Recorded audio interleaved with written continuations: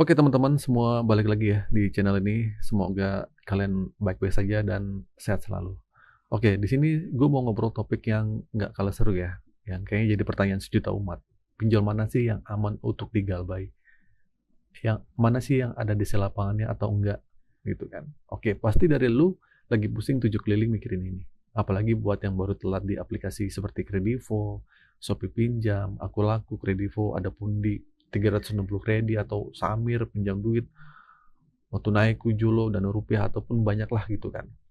Nah, lu pengen tahu banget mana pinjol yang aman buat digalbay tanpa perlu khawatir didatangin di lapangan. Kalau kalian setuju, komentar setuju. Oke, langsung aja ya. Dulu, gue tuh pernah ngerasain ada di posisi kalian. Ketakutan terbesar saat itu cuma satu, didatengin sama di lapangan. Rasanya itu kayak kiamat. Hidup mau berakhir. Malu banget kalau sampai tetangga tahu ada DC yang datang.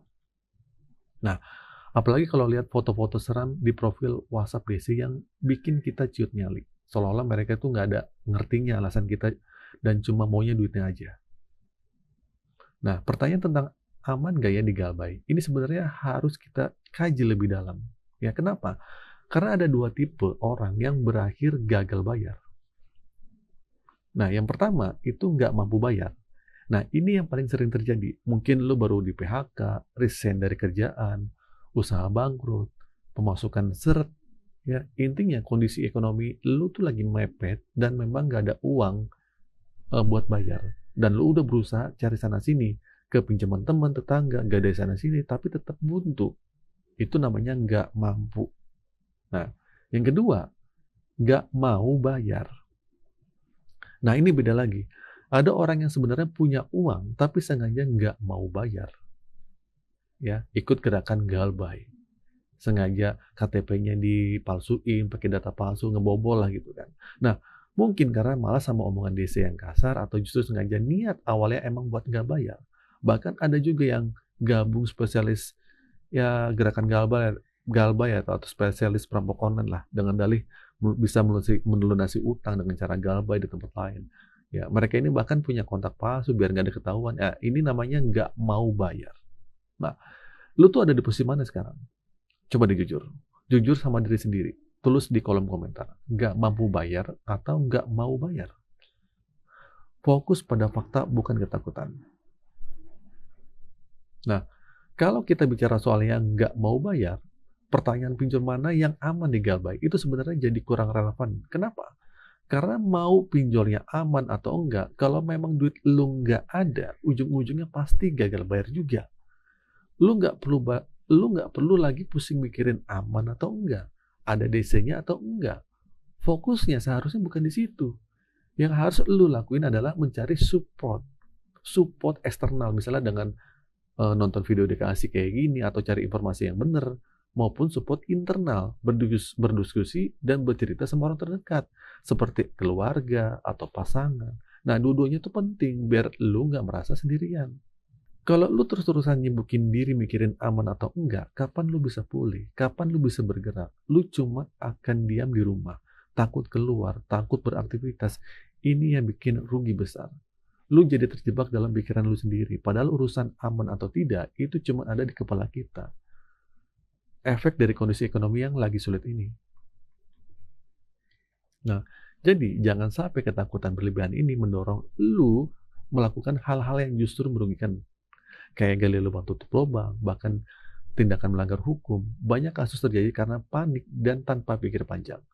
Ingat ya, pinjol itu nggak sembarangan nurunin di lapangan. Banyak banget pertimbangan yang mereka pikirkan. Coba deh bayangin, kalau DC turunin ke lapangan, terus terjadi kontak fisik, siapa yang mau tanggung jawab? Kasusnya bisa viral, dan pinjol bakal dipanggil klarifikasi. Bahkan izinnya bisa dicabut. Ini bukan perkara gampang ya, kalau memang mereka bisa nurunin semua DC, harusnya mereka nggak perlu lagi pakai deskol, yang cuma neror lewat telepon atau WhatsApp. Selama masih ada teror cacian dan makian, itu justru tanda kalau mereka nggak akan datengin lu. Paham ya sampai sini ya? Jadi, jangan buang-buang energi lu buat mikirin hal yang menurut gue nggak penting itu. Mau pinjol apapun, kalau memang kondisi lu nggak mungkin buat bayar, ya udah, terima risikonya. Tapi dengan satu catatan, cari support internal dan eksternal. Jujur aja sama keluarga tentang masalah ini. Ini penting banget buat lu enggak terjebak dalam pemikiran sesat yang cuma bikin hidup makin terbebani. Nah, kalau lu nggak mau nerima chat atau telepon penugasan desa lapangan, tahu kan sumbernya dari mana? Dari WhatsApp atau telepon? Ya udah, blokir, ganti nomor aja, beres. Nggak ada yang ribet. Ini soal kemauan lu buat melangkah untuk memperbaiki hidup. Jangan berharap solusi dari OJK, AFPI, atau pemerintah. Mereka biasanya baru bergerak kalau kasusnya udah viral. Mirip sama kasus tambang ilegal. Kalau nggak viral ya dibiarin aja. Ya lu kan udah lama jadi orang Indonesia, jadi harusnya paham ya karakter ini gitu kan. Nah, uang yang lu pinjam itu nggak sepenuhnya salah. Ada timbal balik. Salah pinjol karena mencairkan. Salah lu karena meminjam. Ketika dia nagih, itu bukan duit bapaknya. Ngapain kita harus dengerin omongan mereka? Mereka cuma karyawan yang lagi kerja. Yang penting, lu melangkah maju, perbaiki hidup, kumpulin uang. Kalau uang sudah terkumpul, baru deh negosiasi. Ya nggak? Kalau lu ngerasa terbantu dengan informasi ini, jangan lupa like dan share, dan subscribe ya. Akhir kata dari saya, Assalamualaikum warahmatullahi wabarakatuh.